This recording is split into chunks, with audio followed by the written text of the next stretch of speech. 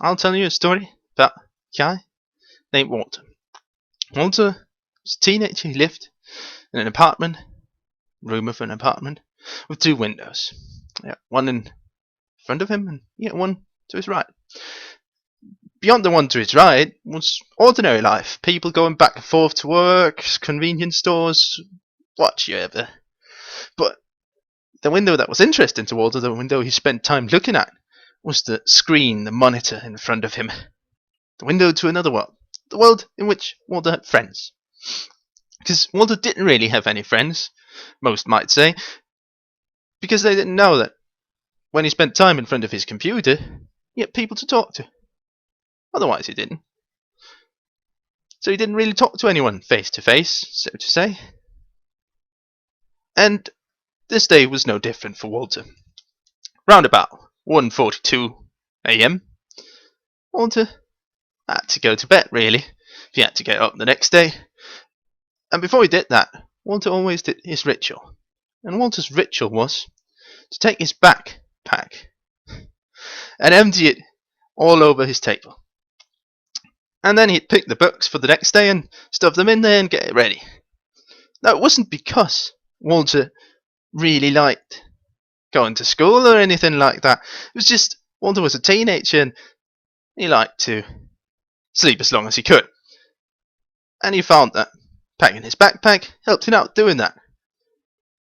And tomorrow, Walter had math. Math was Walter's favourite subject. And it wasn't because of what happened on the blackboard. No, it was Walter's favourite subject because of the person sitting in the back row, in the other end of the back row that Walter sat in. Because Walter sat next to the window, but in the other end sat Catherine. And this was the reason math was Walter's favourite subject. He spent way more time looking at her than he ever did looking at that blackboard and the teacher. And this math class the next day was no different. Walter spent time looking at Catherine instead of the blackboard, and the day came to an end before he knew it. And when the day came to an end, he went to his locker. Walter opened his locker to stuff the bookends that he didn't need for the next day. No need to carry them back and forth. And it was here that he saw a letter standing neatly on the top shelf leaning towards the wall. Now, Walter did rarely get letters. He remembered getting one letter from his grandmother and a few bills. And that was it. No other letters. But here was a letter. Now, Walter sometimes got messages. Well, he got quite a few of those, actually. Got Skype messages. He got text messages. Facebook messages. Plenty of messages. But never a letter.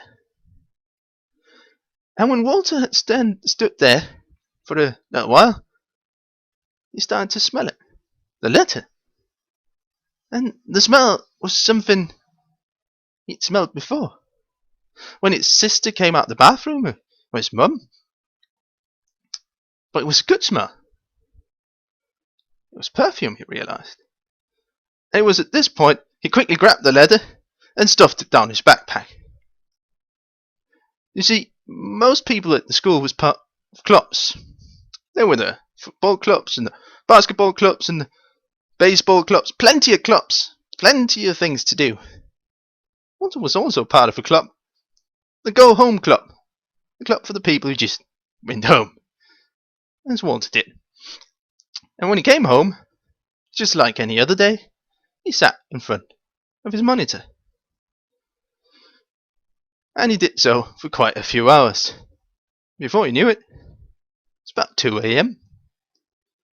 And he did his ritual. He took his backpack and he emptied it. Now, there was a letter. Walter quickly grabbed a knife and he sliced open the letter and he folded the letter out. And the most important part about a letter is the bottom part. Who sent it? And it was Catherine. He read the letter. It was handwritten. Still smelled like perfume. And it said, for Walter to meet Catherine at the cherry tree behind the school. Oh, Walter rarely had trouble sleeping, but this day he did. And Walter fell asleep after what felt like an eternity for him. Probably wasn't. And the next day, he would have ran to school. Although he didn't, because you don't run to school. What kind of people run to school? Nah, he couldn't be seen running to school. But he came to school, and he certainly walked faster than he usually did.